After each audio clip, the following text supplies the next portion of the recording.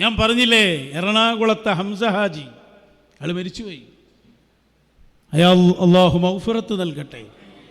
അദ്ദേഹം മനസ്സിലാക്കണം, സ്വന്തം സമ്പത്ത് കൊണ്ട് ഒരു സ്ഥലം വാങ്ങി. പൈസക്കാരന് അന്ന് വൽക്ക് പറ്റിയിരുന്നു.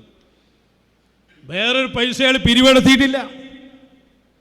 എറണാകുളം ജില്ലയിലെ കാക്കനാട് ഇദ്ദേഹം തന്നെ സ്ഥലം വാങ്ങി, ഇദ്ദേഹം തന്നെ ഗൾഫിൽ പോയി പൈസ ഉണ്ടാക്കി ബിൽഡിംഗ് ഉണ്ടാക്കി, നല്ല ബിൽഡിംഗ്. വേറെ ആരെയെ അതിൻ്റെ വരുമാന മാർഗം മൂപ്പരെന്നെ കണ്ടെത്തി, ആരോടും പിരിവ് നടത്താതെ. അങ്ങനെയാണ് ഇയാൾ ഒരാളെ, കാന്തപുരത്തിൻ്റെ ശിഷ്യനെ അവിടെ ജോലിക്ക് കൊണ്ടുവരികയാണ്. അയാൾ കുത്തിത്തിരിപ്പുണ്ടാക്കിയ സാധനം മോനല്ലേ, ശിഷ്യനല്ലേ, ഈ പണിയെല്ലാം എടുക്കും. എത്ര പള്ളികൾ പിടിച്ചെടുത്തിട്ടുണ്ട് വരും, എന്തെല്ലാം പണികൾ ചെയ്തു വച്ചിട്ടുണ്ട്. അങ്ങനെ വളരെ തന്ത്രപരമായി ആ ബിൽഡിങ്ങിൻ്റെ ആധാരം, ആ സ്ഥലത്തിൻ്റെ ആധാരം ഈ ശിഷ്യൻ കയ്യിലാക്കി മാറ്റിമറിച്ചു. എല്ലാം കഴിയുമ്പോഴാണ് മൂപ്പർ അറിയുന്നത് കയ്യിൽ നിന്ന് പോയിട്ടുണ്ട്. വിശ്വസിച്ച് ഒരു ജോലിയിൽ ഏൽപ്പിച്ചാൽ അവരത് ചെയ്യുന്നുള്ള പ്രതീക്ഷയിലല്ലേ സാധാരണക്കാരായ ഉമറാ ഉള്ളത്.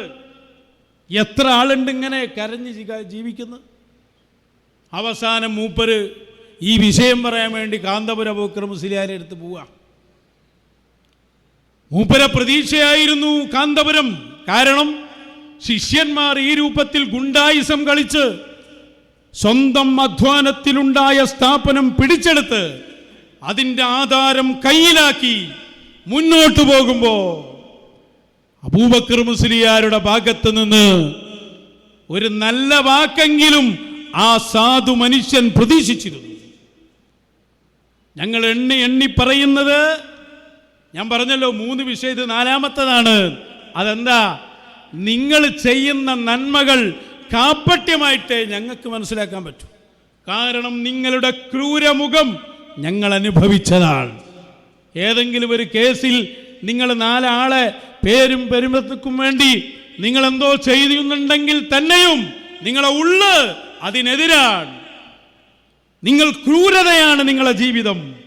മാനവികത പറഞ്ഞ് ക്രൂരതയുടെ വാക്താക്കളായി നിങ്ങൾ ജീവിക്കുകയാണ്. അതുകൊണ്ടാണ് നിങ്ങൾ എന്ത് ചെയ്താലും അത് നന്മയായി അനുഭവിച്ചവർക്ക് തോന്നാത്തത്. എന്താ നിങ്ങൾ ആ പാവം മനുഷ്യനോട് പറഞ്ഞത്? ഖദീജത്തുൽ കുബ്ര എന്നാണ് ആ സ്ഥാപനത്തിൻ്റെ പേര്. അതിനൊരു കാരണമുണ്ട്. മക്കത്ത് എന്ന് ഖദീജ ബിവിയെ സിയാറത്ത് ചെയ്ത് അവിടെ നിന്നാണ് ആ പേരിടുന്നത്, ഖദീജത്തുൽ കുബ്ര.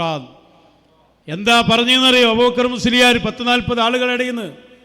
ഖദീജത്തുൽ കുബ്ര എന്ന സ്ഥാപനത്തിലേക്ക് നിങ്ങൾ ഇനി കടന്നു വന്നാൽ കൈയും കാലും പൊളിച്ച് തല്ലി ഞങ്ങൾ പൊളിക്കും. ഒന്ന് ആലോചിച്ച് നോക്കുങ്ങൾ. യമനിലെ ശിക്ഷ റദ്ദാക്കലൊക്കെ പിന്നല്ലേ, എവിടെ ഇയാളുള്ളത്? അത് അദ്ദേഹം തന്നെ പറയുന്നത് ഞങ്ങളെ കേൾപ്പിക്കുകയാണ്. അത് മണിക്കൂറുകൾ അയാൾ സങ്കടം പറയുന്ന വീഡിയോ ഞങ്ങളുടെ കയ്യിലുണ്ട്.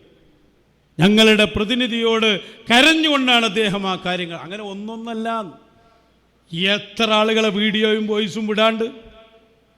എറണാകുളത്തെ ഹംസ ഹാജി കാന്തപുരം അബൂബക്കർ മുസ്ലിയാർ അദ്ദേഹത്തോട് പറഞ്ഞ നേരിട്ടുള്ള അനുഭവം വിശദീകരിക്കുന്ന ഭാഗമൊന്ന് കേട്ടു നോക്ക്.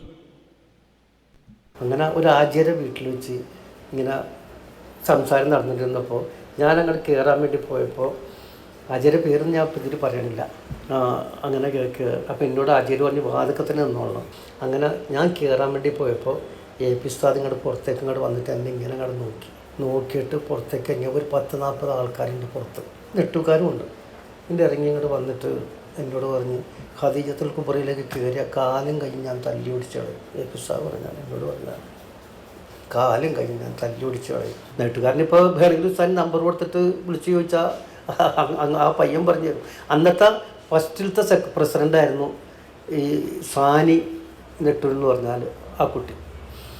അങ്ങനെ ഞാൻ എൻ്റെ എനിക്കെന്താണെന്നറിയാമുള്ള അറ്റാക്ക് വന്ന മാതിരി ഇത്രയും വാക്ക് ഇദ്ദേഹത്തിൻ്റെ കയ്യിൽ ബാക്കി ഇങ്ങനെ വന്നല്ലോ. കാലും കയ്യും തല്ലി അടിക്കും ഖദീജത്തുൽ കുബ്രയിലേക്ക് കടന്നാലെന്നാണ് എന്നോട് പറഞ്ഞത്. 10-40 ആൾക്കാർ പുറത്താണ്. എനിക്കൊരു അറ്റാക്ക് വന്ന മാതിരി. ഞാൻ അവിടെയുള്ളൂ പറഞ്ഞു, അള്ളാഹുവേ പഠിച്ചവനെ ഇതിനൊരു കറുത്ത മുത്ത് ഇദ്ദേഹത്തിന് നീ സമ്മാനം ചെയ്യണമെന്ന് അവിടെ എന്നിട്ട് അതുമായിരുന്നു. മദ്ലൂമിൻ്റെ ദുആണ്, ആക്രമിക്കപ്പെട്ടവൻ്റെ ദുആ, കറുത്ത മുത്ത് കൊടുക്കണേന്നാണ്. അദ്ദേഹം സ്വന്തം അധ്വാനിച്ചുണ്ടാക്കിയ സ്ഥാപനത്തേക്ക് കടന്നാൽ കൈയും കാലും അടിച്ച് ഞാൻ പൊളിക്കുന്നു പറയാണ്. അയാൾക്ക് അറ്റാക്ക് വന്നതുപോലെ അനുഭവപ്പെട്ടു എന്നാണ്. മദ്ലൂമിന്റെ ദുആ, ആക്രമിക്കപ്പെട്ടവന്റെ പ്രാർത്ഥന അല്ലാഹു സ്വീകരിക്കും. നിങ്ങൾ എവിടെ പോയി നേടാനാണ്? ആ കറുത്ത മുത്തൊക്കെ അനുഭവിച്ചിട്ടല്ലാതെ അബൂബക്കർ മുസ്ലിയാരുടെ അന്ത്യമുണ്ടാകുമെന്ന് നിങ്ങൾ കരുതുന്നുണ്ടോ? നേരെ പറഞ്ഞ സാക്ഷ്യം അദ്ദേഹം പറഞ്ഞത്. അങ്ങനെ എത്ര വാക്കുകൾ. ഞാനത് പറഞ്ഞപ്പോൾ പലരും നമ്മളോട് പറഞ്ഞു, നിങ്ങളോരോ വിടലിങ്ങനെ വിടും. ഞങ്ങൾക്ക് അങ്ങനെ പറയേണ്ട ആവശ്യമില്ല. അങ്ങനെയുള്ള പീഡിപ്പിക്കപ്പെട്ട ആളുകളുമായി നേരിട്ട് ഞങ്ങൾ സംസാരിച്ച് വച്ചിട്ടുണ്ട് മുഴുവൻ കാര്യങ്ങളും. അദ്ദേഹം മരിക്കുന്നതിൻ്റെ തൊട്ടു മുമ്പത്തെ ദിവസവും എനിക്കിനിയും പറയാനുണ്ട് എന്നാണ് ഞങ്ങളോട് പറഞ്ഞിരുന്നത്. അങ്ങനെ എത്ര ഹംസഹാജിമാർ, എത്ര പാവപ്പെട്ട ആളുകൾ, അവരെ തല്ലിപ്പൊളിച്ച് മഹല്ലുകൾ കൈവശപ്പെടുത്തി സ്ഥാപനങ്ങൾ കയ്യിലാക്കി നിങ്ങളിവിടെ നന്മ ചെയ്യുന്നവരായി ചമഞ്ഞാൽ ഞങ്ങൾ നിങ്ങളെ വിടുമെന്നാണോ നിങ്ങൾ മനസ്സിലാക്കിയത്? ക്രൂരതയുടെ മുഖങ്ങൾ അങ്ങനെ എത്ര എണ്ണി പറയാനുണ്ട് ഇവിടെ.